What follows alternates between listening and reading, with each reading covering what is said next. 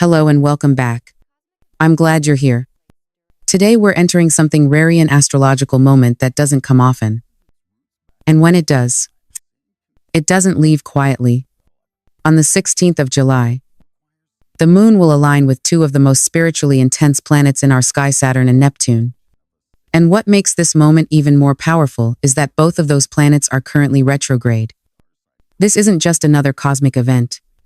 It's a shift, a pressure point, a quiet breaking open of something that's been sitting just beneath the surface of your life. Even if you haven't been able to name it yet, you may feel it before you understand it. A restlessness, a strange clarity, a discomfort that won't be ignored. That's what this kind of alignment does. Saturn retrograde holds up the mirror. Neptune retrograde dissolves what's no longer real. And the moon, sensitive as always, amplifies every feeling we've been trying to suppress. This isn't about fate or destiny, it's about truth. And if you've been avoiding it, pretending not to notice, this energy won't let you keep doing that much longer. So in today's video, we're going to talk about what this alignment actually means for you, emotionally, energetically, and spiritually. Because if you're feeling like something inside you is shifting, you're not wrong. You're just waking up. Let's begin. This alignment between the moon, Saturn, and Neptune, three involved in retrograde, motionis not gentle. It brings a kind of emotional gravity that's hard to shake. A pressure that doesn't always make sense on the surface, but lands deeply in the nervous system. You might feel heavier without knowing why. You might find yourself thinking about things you haven't touched in years-old regrets. Unspoken truths. Subtle betrayals. Memories you thought were long gone. That's because this energy pulls you inward. Back toward the places where you buried emotions, too complex or inconvenient to deal with at the time. Saturn in retrograde doesn't ask, politely demands accountability.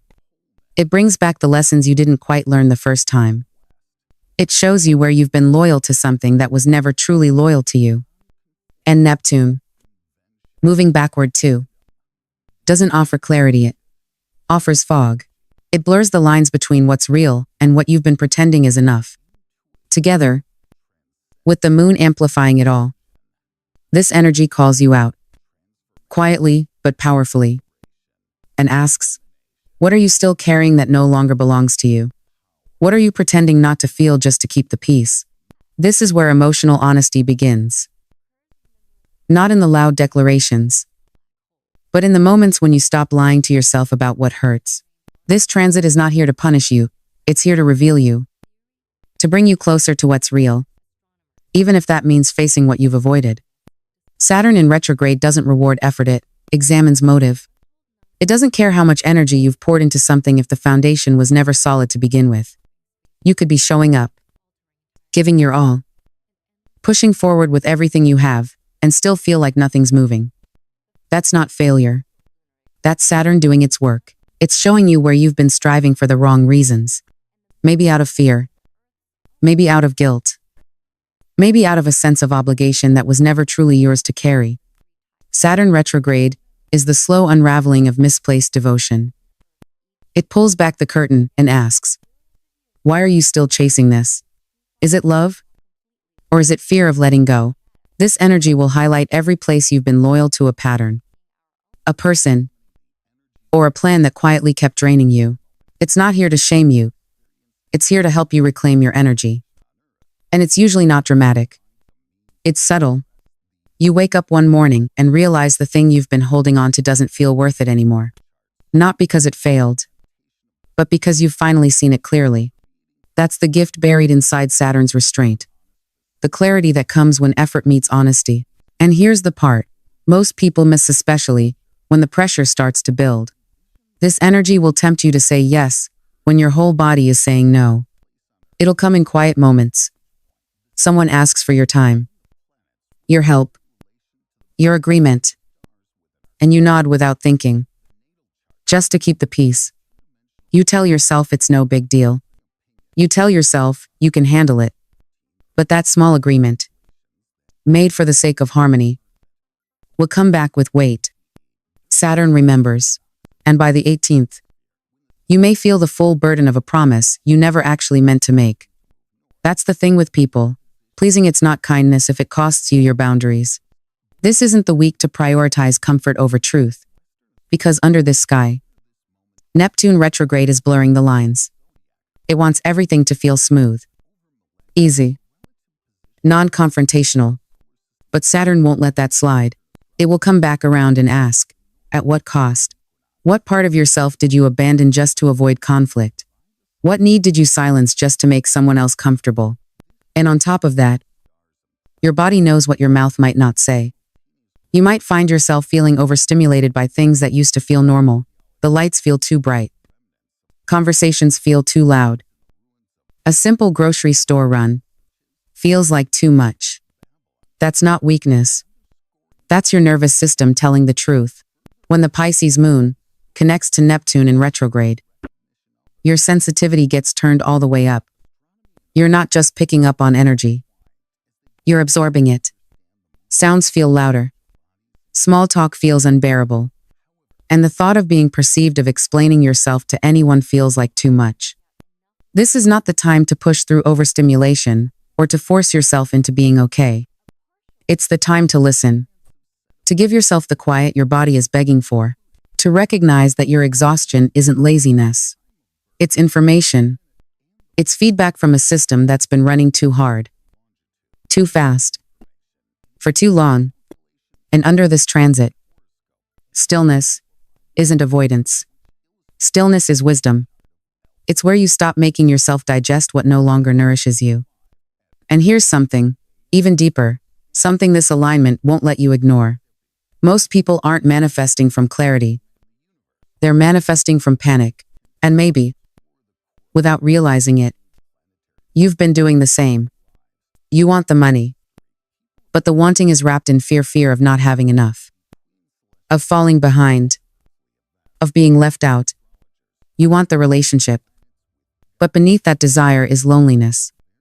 A quiet ache that makes you think love will fix what disconnection broke. You want the change. The breakthrough. The new beginning, but you're chasing it. Because staying where you are feels unbearable. Not because you've actually grounded into where you want to go. That difference matters. It's the difference between calling something in with peace or clinging to it with desperation. Under this moon, with Saturn watching and Neptune peeling back illusions, the truth becomes harder to hide. You might realize that what you thought you wanted no longer fits, or that the energy you've been using to attract something has been wired to fear, not vision. And when that happens, it can feel confusing. Like you're lost. Like the thing you've been working toward is suddenly out of reach. But the truth is, it was never aligned with your wholeness to begin with. It was aligned with your urgency. This is your moment to pause.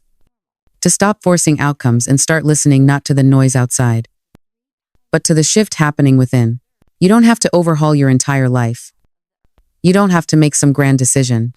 What this moment asks of you is simpler, but more honest. Shift your state. Shift your intention.